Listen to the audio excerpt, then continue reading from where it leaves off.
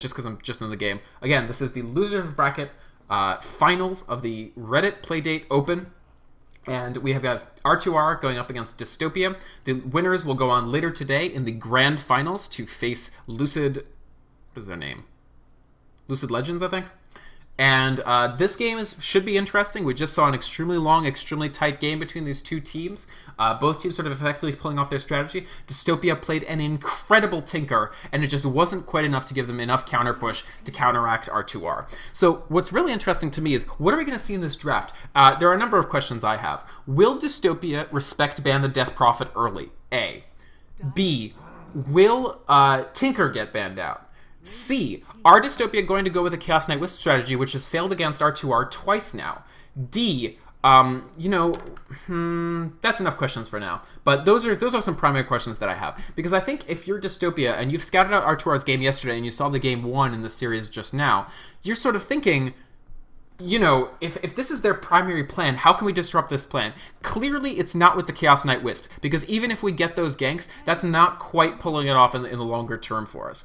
So maybe if the key isn't that early ganking, maybe the key is something else. Maybe the key is pushing them before they're ready to push us, because, level 6 Death Prophet, for instance, isn't that strong of a pusher. You see, actually, Dystopia taking a little bit of time to decide on this ban. I think they're figuring out, do we want to ban a very competitive hero, or do we want to ban a Death Prophet? So in the pre-show, I talked about condensing the ban phase down to 2 bans means that it's much harder to justify doing, respect bans of a hero that wouldn't normally be picked. So Dystopia does blink at the end. They take out the Undying, a very strong hero that R2R used pretty well in the last game. He died maybe a little more than they would have wanted, but it was very, very substantial to have that Tombstone in those longer group engagements. So you can see that these 4 heroes that are banned, this Magnus, Undying, Batrider, Darkseer, leaves it open for R2R to first pick Nyx. So Nyx, very strong hero, but we actually haven't seen R2R deploy him yet, and he doesn't fit that much into that big AoE composition. The nice thing is, in a long game, which the last game was, this Nyx Assassin mana burn is incredible. We talked about it in the previous game when I was casting with Miaris. If you have mana burn and you hit it on a target that's level 25, like a level 25 Tinker, that level 25 Tinker, if he has Sheepstick, if he has Shiva's Guard, he's probably packing about 200 intellect. Probably less than that, but let's say he's packing about 160 intelligence. This mana burn is going to deal damage equal to 5 times 160. And it's not every day that a hero has an 800 point nuke on a 4-second cooldown. And so these intelligence heroes are going to have a lot of trouble dealing with that. Now, Dystopia picks up the Rubik. Again, I think that's smart. In every single one of these games so far, R2R has taken heroes with big team fighting ultimates, like that Death Prophet ultimate, like Keeper of the Light, like other heroes, like the Eclipse on the Luna. And so the Rubik being able to pick that up, in theory, is very, very effective. So meanwhile, R2R, they now have the Nyx Assassin and the hero that the Nyx Assassin couch. So they pick up that Keeper of the Light, Nyx Assassin. These two will be the basis of a very strong tri-lane should R2R choose to run it. And then they're looking for a third pick. So at this point, the main decision for R2R is, do we take that Death Prophet mid again at the risk of potentially pigeonholing ourselves and opening ourselves up to counter picks? If we don't take the Death Prophet, then he'll get banned in the second ban phase. And they do take up the Phantom Lancer. So I love this choice. They pick up their carry, and it pairs with the Keeper Light very, very effectively. And they avoid having to sort of pigeonhole themselves as, the Death Prophet team. Especially if the other team sort of knows now that you are definitely so focused with your Death Prophet. If you pick that, you leave yourself open to a lot of counteractives. And the other note is that there is absolutely no way that Phantom Lancer would survive the second ban phase, because now that the team has Keeper of the Light, the other team will, without question, actually ban him up. My one question is, I thought R2R had the first pick in the last game, and do they also have the first pick in this game? I'm not quite clear. Regardless, so we do see them picking up the Phantom Lancer Keeper of the Light combo, which is quite strong. And then Dystopia, meanwhile, they have a strong composition as well. They have their 2 supports in the form of the Shadow Demon Rubik. Shadow Demon, very, very strong. This Shadow Demon is actually an incredibly smart pick in response to this Phantom Lancer, because the later a game goes, and, if it's anything like the last game, it's going to go late, we're going to start seeing the Shadow Demon take a central role in the importance of what actually develops in the game. And it's all because of this ability. So what Disruption will do is generate 2 illusions of the hero that you target. And they last for a pretty long duration, 8 seconds at max rank. And if they're illusions of Phantom Lancer, what actually happens is that those illusions can generate other illusions. And so you can effectively counter the Phantom Lancer later on, because he's immediately confronted with 2 versions of himself, both of which might have, almost equal farm to what the Phantom Lancer has. So the Shadow Demon is the supportive choice to counteract the Phantom Lancer. Again, PL would not have survived the second ban phase. Shadow Demon will not survive the second ban phase. And now let's look at what heroes are being banned out. So R2R, even though they've been able to effectively counter the Wisp, I think they feel like they would have done much better if they hadn't had to deal with the Wisp. So they're going to take that Wisp out, take that out as an option. Now this is actually an interesting choice because if Dystopia had picked up a Wisp later on, they would have had to put either Rubik or Shadow Demon mid, which are not the strongest mids. Rubik actually, it does give him those levels. And Shadow Demon in the past used to be a popular mid choice, but not recently. But regardless, they do take out this Wisp, and they additionally take out the Bounty Hunter, so they don't want to face those early ganks. Even though they're one of the better teams so far in this tournament to sort of face that early gank and wins style, I think they still would rather not do it if they don't have to. Meanwhile, Dystopia, they take out one of the side lane solo options in the form of Windrunner, and they take out a very strong mid choice in the Queen of Pain. Now, what this Queen of Pain ban does is actually that it makes it more attractive for a team to take Templar Assassin, because Queen of Pain is a good hero to sort of take an equipoise against the TA. But it is very interesting to me that they did choose to take out that Queen of Pain. We're sort of see the last slot that they could possibly do the respect ban of the Death Prophet would be this 5th slot. So we'll see if Dystopia actually end up deciding to do that. They have dug into a little bit on their reserve time for these bans. We see R2R also trying to decide what they want to ban. They certainly don't need to ban something like the Chaos Knight, because without the Wisp, it won't be that effective. They do ban out the Tinker, so almost a respect ban there. That Tinker was incredibly effective against them, and if R2R try this big pushing style again, Tinker will be effective against it. Also worth noting, Tinker's going to be quite good against Phantom Lancer pushes too, because his March of the Machines can kill those illusions relatively quickly, and he can also do things like Shiva's them to bring down their illusions even further, limit the effectiveness of that Phantom Lancer in the medium to long term.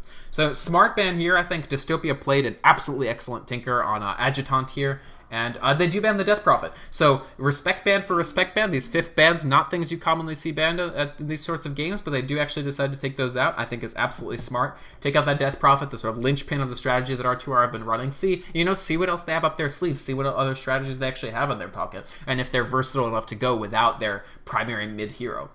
And then on the other hand, the Tinker, Dystopia just showed incredible facility with that. Well, they're sort of see, what else Adjutant has up his sleeve. So, like I just said, the Queen of Pain gets banned out. This makes it more effective for them to actually pick up something like a Templar Assassin, because she's not that effective in a lane against Queen of Pain. Like, they sort of trade off. But against other mid-heroes, less strong mid-heroes, Templar Assassin can absolutely dominate them. Now, Templar Assassin did get a nerf, which sort of took her from this sort of first pick area all the way down to maybe pick her in the second pick phase area. And this sort of shows it's a good lesson about Dota. Even really small changes can have incredibly compounding effects. Like this, all they changed was Refraction went up from 75 mana to 100 mana. That seems like almost, it's almost around 25 more mana cost on it. But what that does is it makes her much less effective in the middle, because she can spam Refraction, that 20%, that 25% less. And that really is a substantial effect. Like being able to use your Refraction even 3/4 as often just means that you can't blindly just use it for extra damage, for extra blocking your opponent anymore. And it substantially affects Templar Assassin's versatility in that lane, because she also has to save mana in case somebody comes to gank her. She needs another Refraction activation on deck, essentially. But, still a very strong hero, still a strong mid option. Will defeat most heroes mid. And Dystopia, I don't know if they were expecting the TA here. I think maybe they were thinking R2R would go for another sort of intelligence mid, potentially. I don't know what they would actually do, because Silencer still isn't in the Captain's Mode pool. I get over for something like Obsidian Destroyer, but he's a bad pusher. I should say Outworld Devourer. I shouldn't say Obsidian Destroyer. And he requires a lot of farm too. So I don't know if they were expecting this TA, but they took a long time to decide what to do this. And they actually pick up Leshrac. So this is another case where one of these 3 heroes is going to have to mid. They will either have to run the Leshrac, the Shadow Demon, or the Rubik mid. I think the most likely candidate is this Rubik. And if they can get fast levels on this Rubik, it'll be definitely good to steal some of these spells. You can steal stuff like any of the Keeper of the Light spells will be pretty good. The Nyx Assassin spells are excellent, especially this Mana Burn. The one trap that I see Dystopia potentially falling into here is people just underestimate consistently. I find that people are sometimes just befuddled about just how insanely good Nyx Assassin is, because Dystopia has picked up 3 intelligence heroes. Now, the Shadow Demon's mana pool and intelligence will never be that impressive, because he's most likely going to be run as the number 5, just putting down wards, not getting that many levels. But Leshrac, especially if you run him mid, which I'm not sure they'll do, but the idea of Leshrac is that he actually gets very, very threatening later on, because he has this big mana pool. He can Pulse Nova for a while. In fact, he needs a big mana pool to make this Pulse Nova effective. And so if he's not able to do that, that'll be a substantial limiting factor. So the fact that Leshrac actually doesn't have, will actually be vulnerable to this mana burn, is very, very substantial, and I'm a little scared of what'll happen here. And actually, they take a puck. This is so interesting. This is very, very interesting that they chose to actually pick up this puck. Because puck, the strongest place to run him is mid, but it looks like they're probably going to run...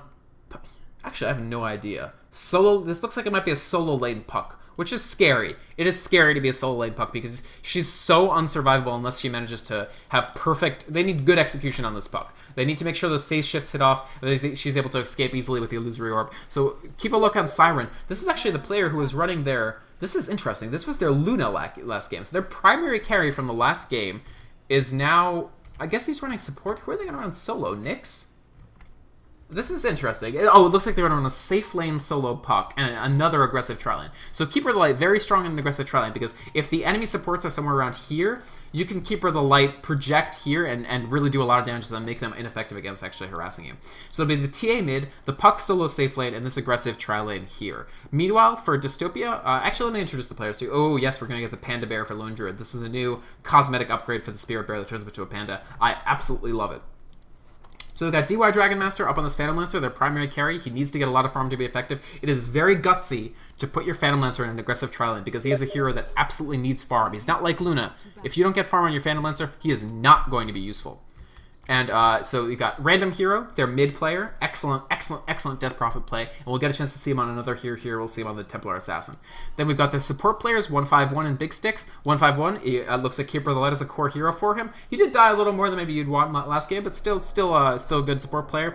He's on Keeper of the Light once again. And Big Sticks, their number 5 player, actually going up on the Nyx Assassin. So watch out for this hero. If he gets those big mana burns later, it'll be huge.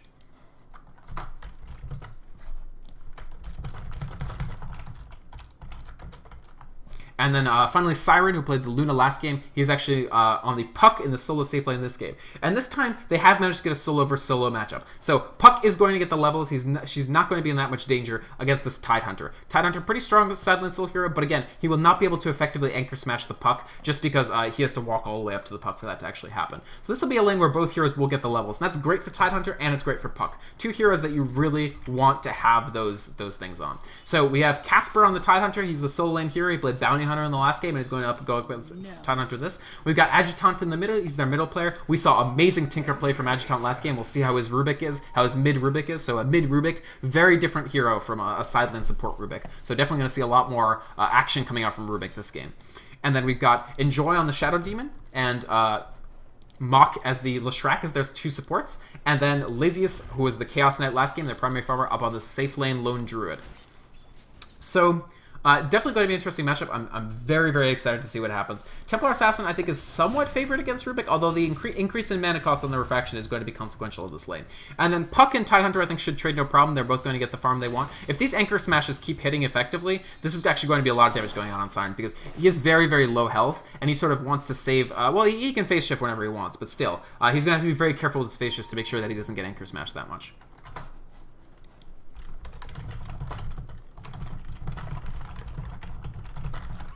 Alright, sorry. So we've got the Nyx Assassin up in here, and they're basically this tri-lane versus tri-lane. The thing to watch out for is Phantom Lancer going to get the farm? Right now, he's actually not. So he only has 2 last hits, and Lone Druid already has 6. And every time he's going to come up to this lane, he's going to cop quite a bit of harassment from this Spirit Bear. So unless they can get a little more action coming out from this tri-lane, this might actually be pretty difficult. It's going to be tough for the Phantom Lancer to actually... to do very much. Especially once we see Entangle is going to cause him just a world of trouble. And that's coming up in another 3 levels for the Lone Druid. But by that point, Phantom Lancer might be in a lot of trouble, because if that Entangle procs, and they pair that up with Rubik and Leshrac stuns, that's a dead Phantom Lancer. He might not even be able to get that out of that with his Doppelwalk. He's already picked up Doppelwalk, so smart, but the Entangle is going to cause him a lot of trouble. He has to make sure that he maximizes his farm now to get, whatever he can prior to the point at which this Entangle comes online and this tri-lane becomes pretty oppressive. If they can land a lot of Keeper of the Light Illuminates on these supports, then it'll be a little better of a situation for him, or if they can really harass the bear effectively, that'll also be very good. But at this point, Phantom Lancer are already falling quite a bit behind, and this is quite dangerous for R2R, I think.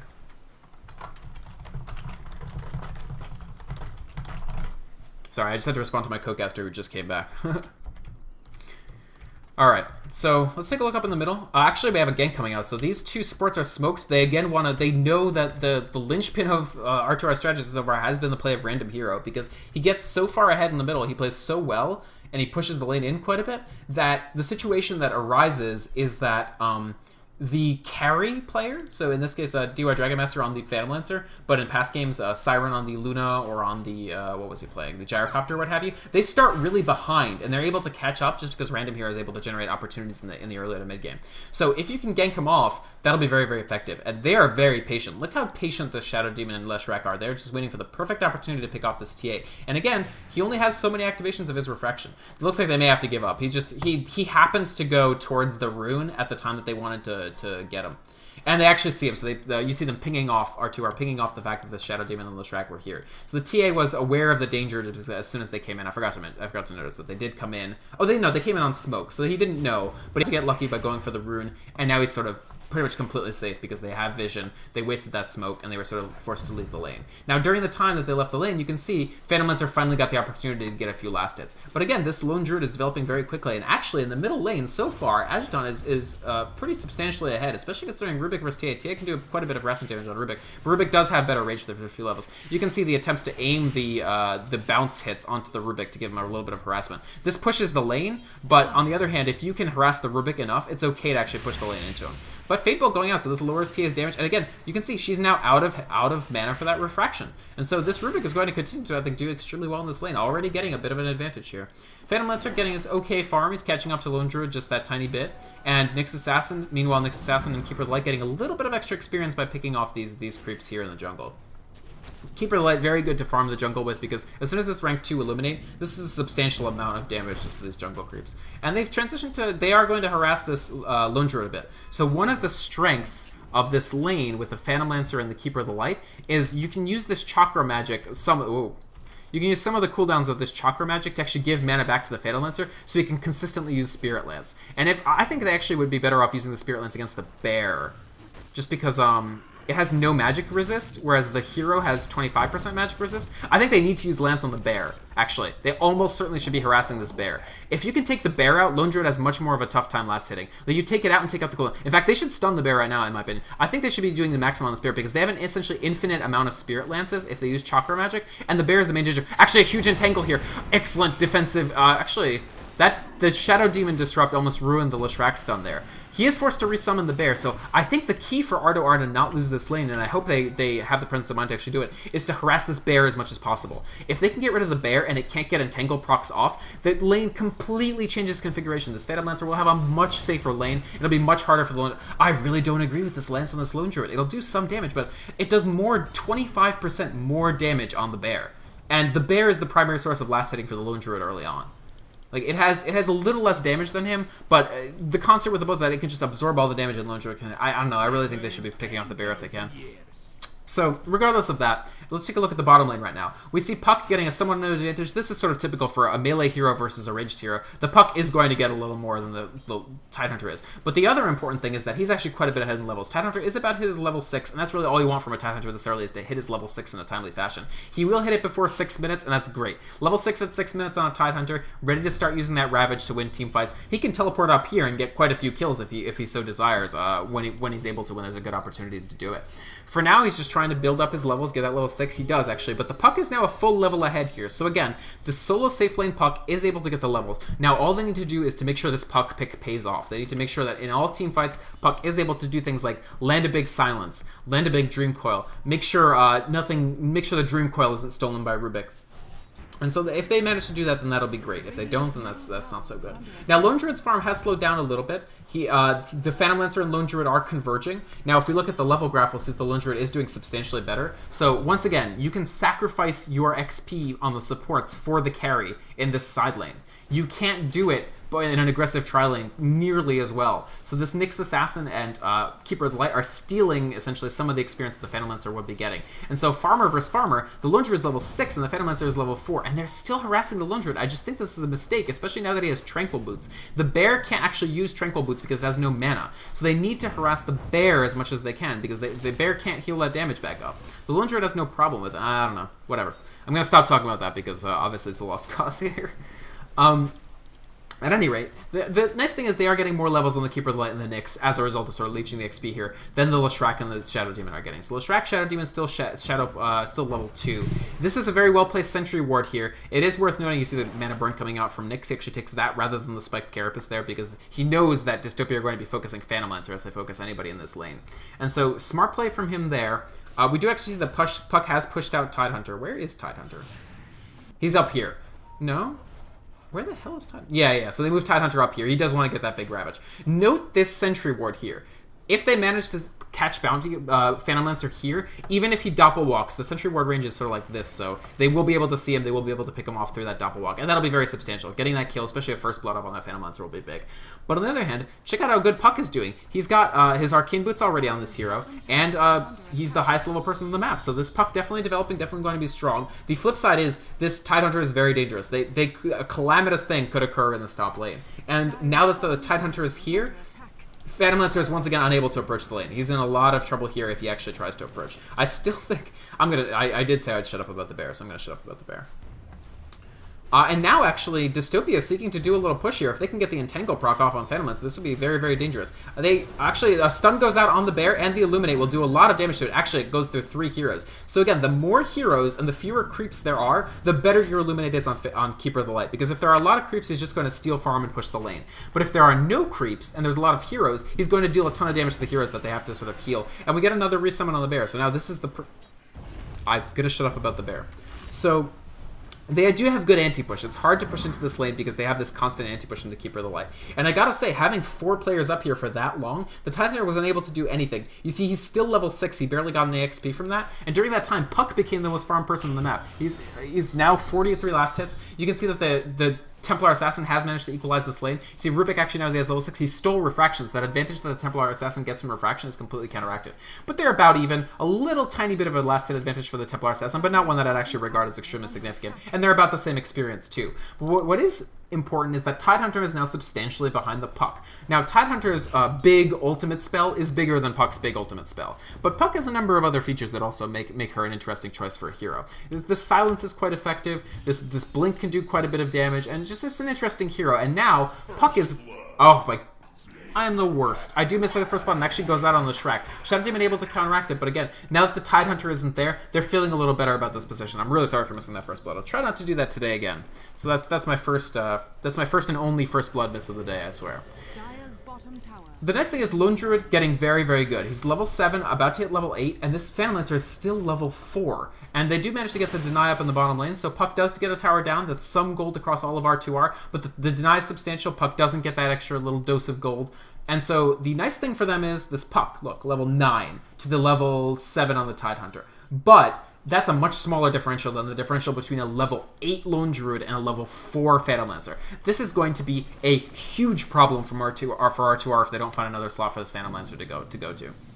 If he doesn't get the farm, even if he gets decent last hits, if your Phantom Lancer is marooned at level 5, 3 levels behind the opposing team's carry, he will just be ineffective for such a long duration. And interesting choice here, he actually builds a Vitality booster first. This is very, very unusual for this hero, but I think he just wants that extra bit of survivability. I wonder if he'll actually try to go all the way to Heart first. This will give him a lot of survivability in fights, but he'll be almost useless in any other regard. His agility isn't going to be great. His, he won't have the mana burn that's so effective.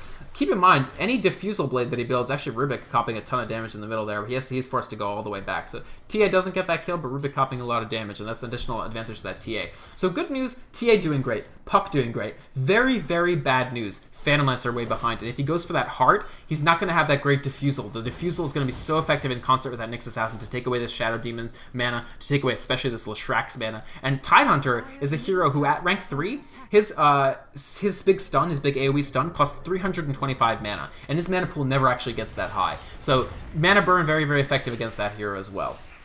But regardless of, Phantom Lancer might just go naked Vitality booster into other stuff. We do have some more action going on in the top. They're actually all in on this Lone Druid, but this is a huge move from Phantom Lancer up. He's too low level to actually do this. He gets away with the Doppelwalk, but so does Lone Druid. They're both still alive. Wow, game of chicken there. All the other heroes are low, but there's nothing going on here.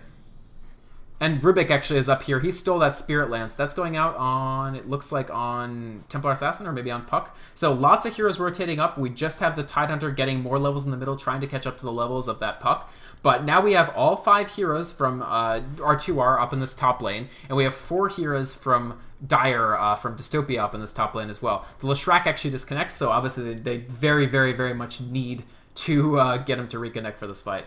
He's right over here. He's actually back, so we'll get an unpause in just a second. So, crazy there with the Phantom Lancer. He chose not to actually trade those kills. He didn't think that he could kill Lone Druid in one auto, and if he didn't, then the Lone Druid would kill him. So both of these heroes very, very low. You sort of saw the Phantom Lancer had the decision to make, because he was stealthed, so Lone Druid couldn't possibly see him. And so it was a question of, do I try to kill the Lone Druid or not? And he decided not to, sort of quailed at the last second, which I think actually is probably smart. It would be really bad to die right now for him. A Dream Coil goes out on just Rubik, but Puck copying a ton of damage from that Fade Bolt Spirit Lance combo. But a huge damage going out to Rubik. If they actually manage to kill him, TA is up here too now. The entire team... Oh my god, and this Ravage is incredibly huge. They are so low, and no ability to stealth from this PL. He will almost certainly die. PL does get picked off. They do manage to take the Leshrac, and oh my god. Puck gets a double kill in the back, but trades. So 2 for 2. Doesn't actually pick off that Rubik. He manages to escape. Doesn't pick off the Lone Druid. So a favorable trade for Dystopia, actually. They do actually get the... they get the Phantom Lancer down. That's going to keep Phantom Lancer behind even more. This Lone Druid is now up to level 9, and this is going to be a bigger and bigger issue for R2R. The TA is still trying to get pickoffs here, trying to chase down this Tidehunter. He's at low health. Good Leshrac stun just to area denial. They do manage to completely dodge it, but that's not quite enough. If this Entangle goes out, this is going to be a big problem. Actually, the Entangle might go on the Keeper of the Light. Uh-oh. Keeper of the Light's in a lot of trouble. He is almost certainly going to die here. He does die. Big stun from the next Assassin, but it's not enough to actually stop anything. So another death for R2R, and this is getting quite problematic for them up in this top lane. I think they need to... They do rotate the Phantom Lancer, so that's exactly what they want to do. There's no tower here, so that gives them a little more safety. He can always retreat back to the tower here as long as he's able to keep this lane static. And it's extremely important for Phantom Lancer to get solo lane XP now. If they can prevent getting ganked, which they're fairly safe from because the Tidehunter ultimate is down for another 83 seconds, they need to get the levels on Phantom Lancer. This is the main solution that R2R need. Let's talk about Dystopia for a bit. So this Tidehunter, great ultimate there. He generated a win in that team fight that they probably weren't going to get otherwise. He waited until just the right moment for him to teleport in. He sort of, he got enough gold and enough experience in the middle lane to sort of start catching up to that Puck. And what he did immediately after that is he went out there, got the team fight, won it, and now he's going to go back to solo lane. Tidehunter, much more effective against Keeper of the Light in the solo lane than he is against Puck, because he can walk up to the lane where the Keeper of the Light is farming and use that Anchor Smash to extremely lower the Keeper of the Light's damage, maybe even get rid of a couple illusions if they're up, and come back. Oh, actually, a really good Dream Coil there. This positioning is amazing. Wow, what a gank. What an excellent gank. They walk up with the Puck, they lock him down with the Dream Coil, and then Keeper of the Light from downtown with the Illuminate, paired with the next Assassin Stone, and that's a Lone Druid down. That's exactly what they need, because again, look at the net worth, look at the levels. This Lone Druid is quite a bit ahead of this Phantom Lancer, and they need to equalize it any way they can. Now, Dystopia move the Leshrac down with the Tidehunter, and now this is incredibly dangerous for this Phantom Lancer. Now Phantom Lancer is once again in an unfortunate position where the Leshrac and Tidehunter can just consistently harass him. Meanwhile, again coming out in the middle here, this TA is in a ton of trouble here actually. He does manage to walk away from the fight, but Shadow Demon and Rubik creating a lot of danger now for Phantom Lancer. He's going to have to be incredibly careful lest he die to this team. And now we see that Dystopia's vision now a lot better than R2R's vision. R2R has no vision wards up, whereas Dystopia has perfect understanding of where the rune spots and sort of the things there. They do deflect that push. This tower almost going down. It actually is in deny range now, so I think we'll expect to see Dystopia actually deny this tower. And this tri-lane around Puck, very interesting here that they're running. But the nice thing for R2R here, they have the 2 most farmed people on the map. So the form of the Puck, the form of the TA. The Lone Druid now has fallen quite a bit behind. Once they swapped out the PL for the Puck, this lane became way more dangerous. But we've got an invisible Rubik. Something big could happen from this invisible Rubik here. If they go in on this Tidehunter, he's got the ultimate. Rubik's got all the damage. They're going to pop the Tidehunter ultimate right here as soon as Puck comes out of his Puck blink. Wow, what a huge waning rift. Oh my god, they turned that right around. Tidehunter unable to use his ultimate. He might actually get picked off here. He's going to save the ultimate, which is extremely smart. Will they actually be able to get Tidehunter? He might be too far away. Puck is going to close in with the Illusory Orb. He actually ports perfectly using it, and that's the kill. Excellent Puck play there. He teleported to the location of the Illusory Orb at the exact last second, and that was the perfect time to do it. And so R2R trying to control this game. Lone Druid, meanwhile, can't find a lane to safely farm in. And Leshrac, now that he's alone up here, is completely getting zoned out by this Phantom Lancer, because the damage from the Phantom Lancer from his Spirit Lance, just enough to harass this Leshrac out. When it was Tidehunter and Leshrac, Phantom Lancer was forced to stay back. But when it's just Leshrac, he can be very, very aggressive. And the first 2 towers of the game, both secured by R2R, And 3 kill advantage, I would expect to see that they're about 5k ahead. Yeah, a little more than 5k, heading towards 6k ahead. So that's a substantial early advantage for them. And they're just not getting the ganks now. Lone Druid actually gets picked off in the middle, and Tidehunter, once again, just not able to get that stun off. In the last fight, the Waning Rift Silence from Puck just turned the fight right around. Keeper of the Light, actually, Rubik with that huge mana burn. He steals the Assassin Burn. You can see literally all of Puck's mana completely dissipated there. And that's because she has 60 intelligence already. That's a 300-point mana burn. Mana burn, actually, one of the key spells for them to steal here because it is the big difference maker. That mana burn from the next assassin is very important. So if they can get the mana burn on their own Rubik, that's a very effective counteracting there. Phantom Lancer, meanwhile, he gets the farm space he needs, and he is completely caught up to Lone Druid in terms of last hits. I think he's not quite there in terms of levels, but this Lone Druid's farm has flatlined. He can't find a safe place to farm in. He actually has 2 deaths now, which is more than the Phantom Lancer has. He does have the 3 kills, and he is level 10, so he's still quite a bit favored at this point. But Dystopia in a bit of trouble here. I think they don't have the extremely ganky capacity that they had in the last game, and it's because these heroes just don't move around that fast. They don't have the Wisp relocation. They don't have something like a Bounty Hunter. Tidehunter, Rubik, Shadow Demon, Leshrac, these are all heroes that can get kills, but they can't be everywhere at once, and they're losing towers as a result.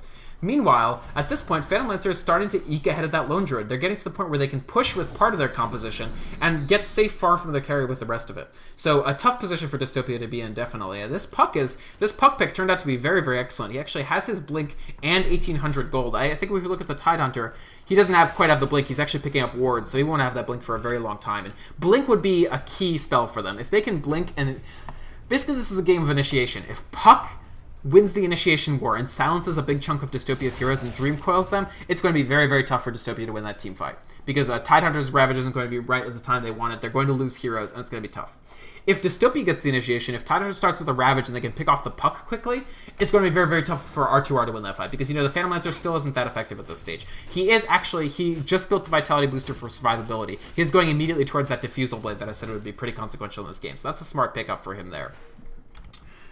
Meanwhile, it looks like they want to sort of defend this tier 2 mid, and we do see a big clump of these heroes, Dystopia here, sort of defending with 4 and just farming with the Lone Druid, because they do need more farm on this Lone Druid. You can see he actually is going straight Radiance. It was too late for him to sort of build into Midas, so we'll go directly for that Radiance. Now, it looks like he's probably going to get about a 21-minute Radiance. Let's take a look at his gold. About 300 per minute. So he's basically at the Sacred Relic now, so another 4 minutes. So let's say about 22, 23-minute Radiance is slower than you want it, but not incredibly slow, and that will improve his farm substantially. Phantom Lancer is not going Radiance. He's not going something that'll get him to farm faster. Diffusal doesn't really speed up your farm at all, and this is a huge gank. They've got 4 players targeting this Phantom Lancer. Instincts are good. He knows that he's in trouble because they're missing a lot of heroes, and he's going to stay under the tower, but they could probably dive him under the tower here. I think they probably will. They do need this kill. They need this kill on Phantom Lancer. Do they pull back? They're actually pulling back. Wow. But he walks into the jungle. He thinks he's safe. That's very, very bad. Oh, he does actually manage to. Very smart. He sees somebody and immediately doppel walks away. So then he sort of comprehends the scope of the danger that he was facing. Tidehunter, sort of trying to get to his level 11. It's really good. Tidehunter's level 1 ultimate is good, but really his level 2 and level 3 ultimates are amazing, because 825 radius seems like a lot, but the difference between 825 and 1025 is more than you'd think. I mean, obviously it's 25%, but the real difference is that at 1025, Tidehunter gets the entire screen in his ultimate. At level 1, he gets about this much. So if you're down here, you can actually dodge that Tidehunter ultimate, and that's very, very big if you're able to dodge that ult. Great teleport by Tidehunter, getting safe, making sure that it doesn't get picked off. He really wants to hit that level 11 in a timely fashion. They are putting a lot of support burden on this Tidehunter, which surprises me. They really want to build towards big items, I think. I think they want this Leshrac. Actually, Leshrac has nothing, so that's very unfortunate. But I think they just don't want him to get the wards that Shadow Demon and Leshrac aren't so far behind. Puck on a killing spree, and they actually pick up 2 kills there on both the supports, just caught out without their tower. You can see the consequence of not having this tower here, that it becomes very unsafe for the supports to be in this alley, and so they lose 2 supports, and this game is a little bit spiraling out of control. Actually, this Puck continues to farm. Lone Druid has actually taken a very substantial farm advantage against him again. They are going to get this tower almost certainly. I think Lone Druid is going to persist and take this tower down. Actually, no, he does have to run away because the ports are coming in. Is Puck coming? No, I don't think Puck is coming. So without Puck, this isn't going to happen. They're not going to take down Lone Druid. And he's about a minute or 2 off from his Radiance as well. So Radiance will be very good. We are going going to see this Lone Druid outpace the farming of the Phantom Lancer with that Radiance. But the problem for them is Lone Druid is still behind TA and Puck. And so Puck, what actually will Puck build next? It looks like Lincoln's. So Puck really, really wants to land those spot initiations. He doesn't want to get lifted by the Rubik. He doesn't want to get disrupted by the Shadow Demon. And so we're going to see this Puck take Lincoln's. The other option is Refresher, but that's gutsy. I would not expect them to actually build the Refresher in this game. I expect him to go for Lincoln's. Ultimate Orb. Yes, that is the correct way to build Lincoln's, right? Let's take a look. Yes, he is building a Lincoln Sphere, no question. And that's pretty smart. There's no other item that's going to get them quite as much as they want from that as the Lincoln Sphere. Puck could go for the Scythe of Vice, but in this game, there's not actually that attractive of a Scythe of Vice target. You could Scythe of Vice the Lone Druid, you could Scythe of Vice his Bear, but really this Lincoln's is going to just make sure that Puck lands those initiations that have been crucial for them in this game. This Puck, if you look, has half the kills and has participated in 70% of the kills. So 5-1-2, teamfight participation that nobody else on the team can claim, and just a killing spree, lots of gold. They're investigating good items that'll make them win these team fights, and now they're going to go for Roshan. So in this game, R2R actually have a slight advantage in terms of getting the Roshan in terms of speed of clear, just because they have this meld armor reduction from the Templar Assassin, who by the way has BKB now. Dystopia do have some armor reduction. They have this 5 reduction from the Gush, but TA just deals so much damage that they can clear this Roshan out pretty quickly before Dystopia is actually able to respond. Keep in mind, also the vision situation has completely reversed itself. So look at this extremely diligent counter warding from R2R both here and here, which is an unusual counter ward spot. They completely locked up vision around this Roshan pit, so that Dystopia, if they walked in, will be walking in essentially blind to a possible death for them. And this Tidehunter, I just don't know about building the wards up on him. He's very beefy, so he's not going to die out planting wards the way Rubik or Shadow Demon or Leshrac might. But it's going to delay his blink, and they really want the advantage of the initiation, which will become harder and harder as Puck builds towards that Lincoln's. It's actually going to be incredibly hard once Puck has Lincoln's blink. How do you actually make sure that you initiate on her? It's very, very, very difficult. Here I am. Silence.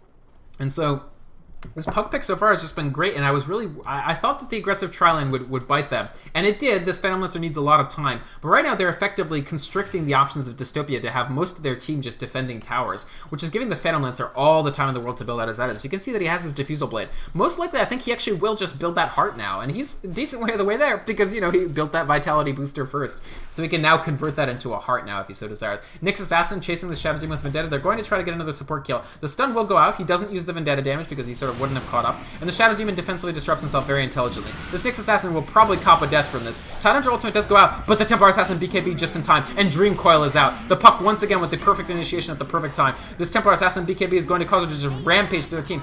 Oh, actually Puck gets double entangled, but it's not quite enough, and now Lazies is in a lot of trouble. He's going to get taken down right here, and they lose the Lone Druid. They buy back with Tidehunter, but he's just going to die again. This buyback was a complete waste. He thought that the Lone Druid would live just that little bit longer for them to actually be effective.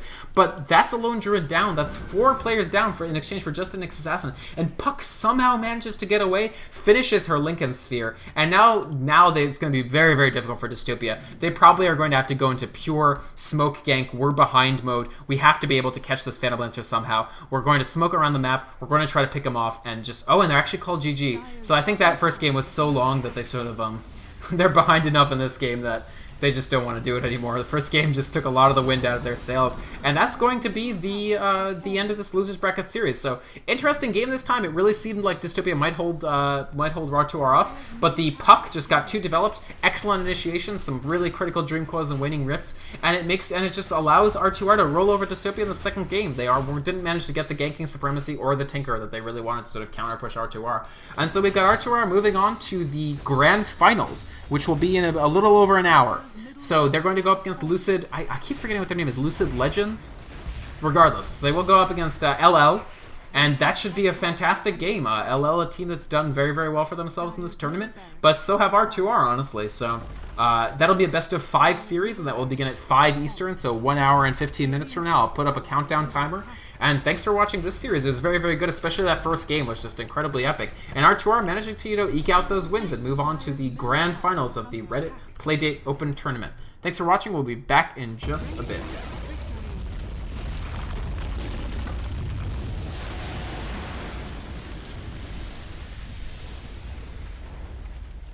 Sound resumed.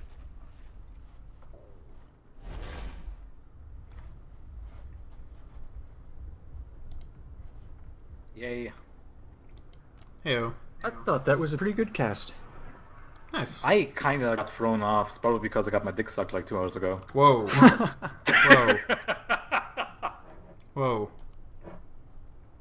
That should make you cast better.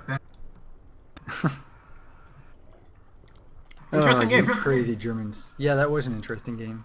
I really, it seemed scary because, it seemed like Dystopia was going to seize a pretty big advantage because the lone druid was 4 levels ahead at one point.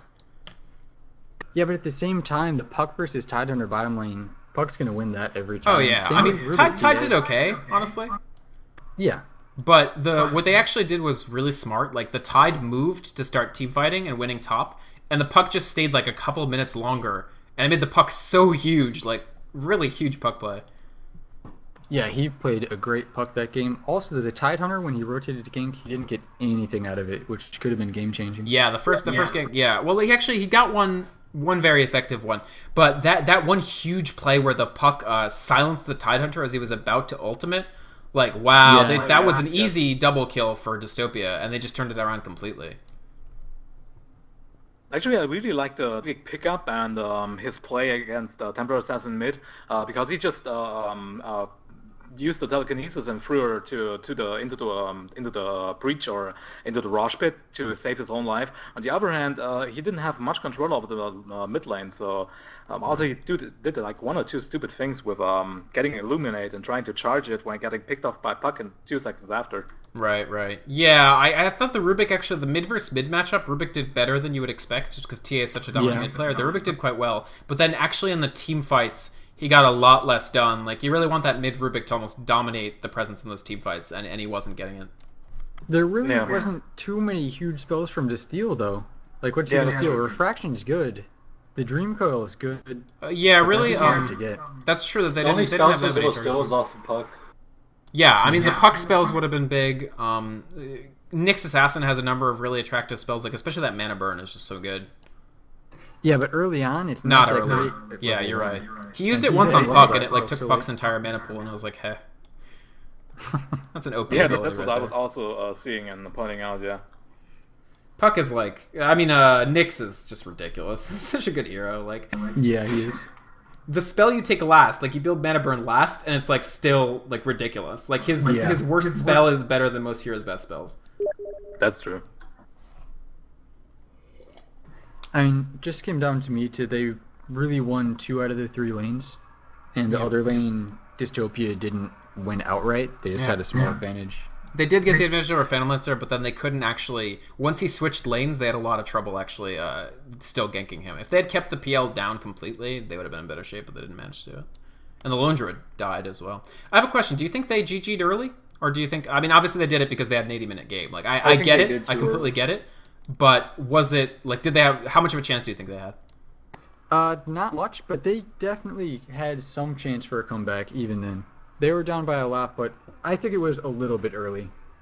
Yeah, they just had the Radiance on the Silly Bear for 2 minutes or something like that. They could have done like something interesting with it, even though he died in mid near the tier 2 tower after just before calling the GG. But if they just had him let him farm like a little bit more and try to held the Radiant side off a little bit, they could have maybe got a comeback out of it. Yeah, I agree. I think the thing is, like, would they have been able to push tier 3 mid right there? Probably not, right? Like, there's no way they were going to rax them off that. Not at all. No. And so then you have a Lone Druid who has Radiance. He's going to outfarm the PL by a lot. You just ward up your own jungle, leave Lone Druid there for like 15 minutes, and just look to overwhelm the Phantom Lancer. Because they did have that Shadow Demon.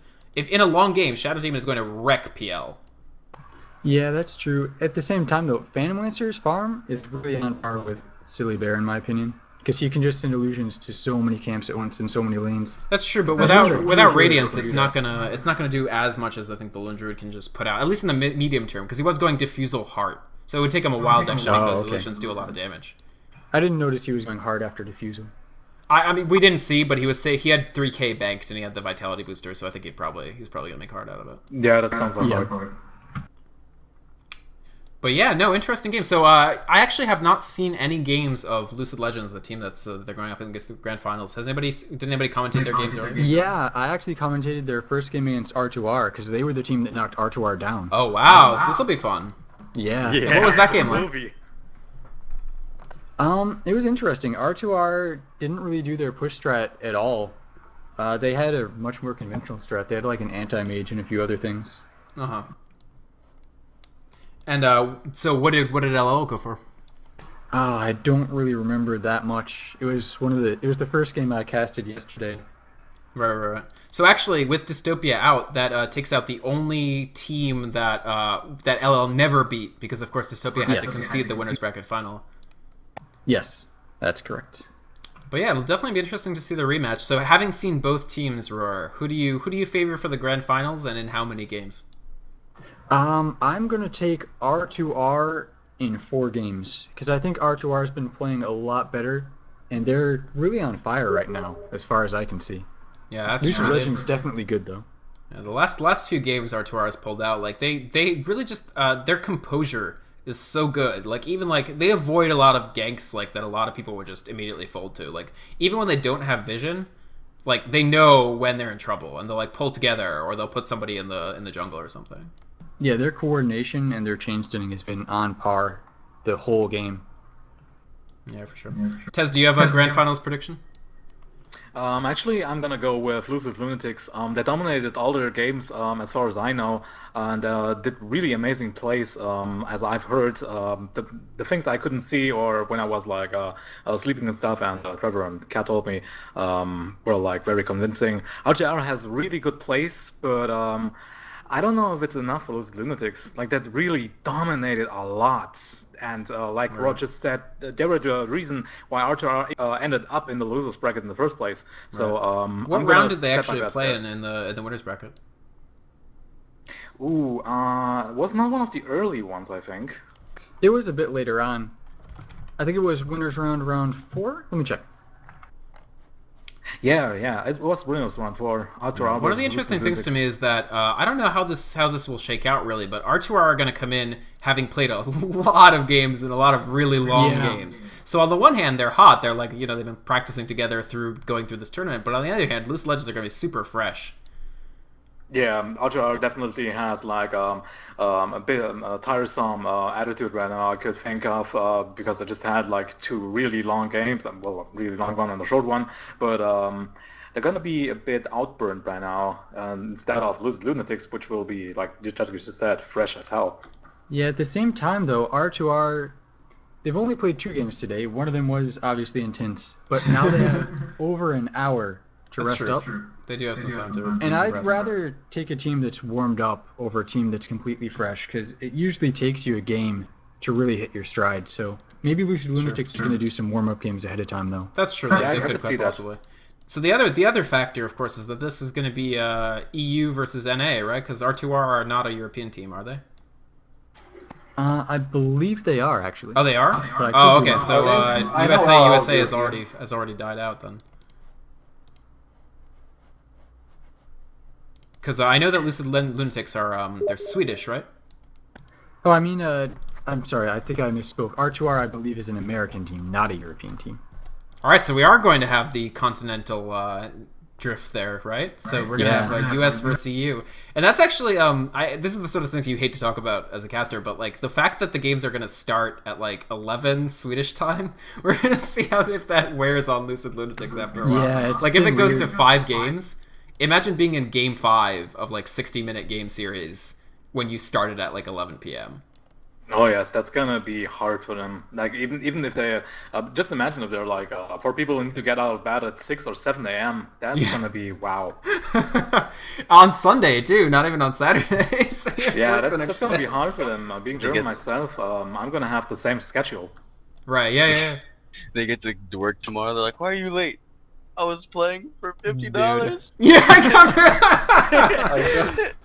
$10 actually. I Right? got $10. I got So this okay. $10. We won. It's not even and Sweden's part of the EU, right? So it's only like €6. Yeah. That's probably less. It's not even the Steam game. They can't even share it if they buy it. $50. It's gonna be like one long week of World of Warcraft for one player. Oh my god. Kirby. So, Will Trevor's gone. Kat, I don't think Vikrman asked you yet. Who's your prediction to win the grand final? How many games? I want R2R to win. Is that your prediction, though? Sure. In how many games? 5? 5 80-minute long games? I That hope. would be ridiculous and amazing at the same time. I would definitely Yeah. watch the hell out of it. I like fall asleep casting that crap. User joined your channel. You guys done streaming? Nope. We are Roster preparing for finals. the grand final. I am actually going to hop out because I'm going to get some cooking done and stuff. So I'll be back for the Alright. grand finals. Thanks, guys. Thank you very much. Sound muted. All right, folks. So we're going to take a quick break. I will put up the countdown, and we will have the grand finals starting hopefully in a little more than an hour. So an exciting losers bracket final. First game was insane. Second game was whatever. But we are going to see R2R against Lucid Lunatics. Again, it's the US versus EU. So Sweden, US, maybe a little bit of a rivalry developing there. So we'll see how that goes. Lucid Lunatics is definitely putting together a very dominant performance. As we talked about in the post-game show, they did win against R2R in the winners bracket earlier. So we'll see what R2R pulls out for this. We'll see how that actually shakes out. Be right back.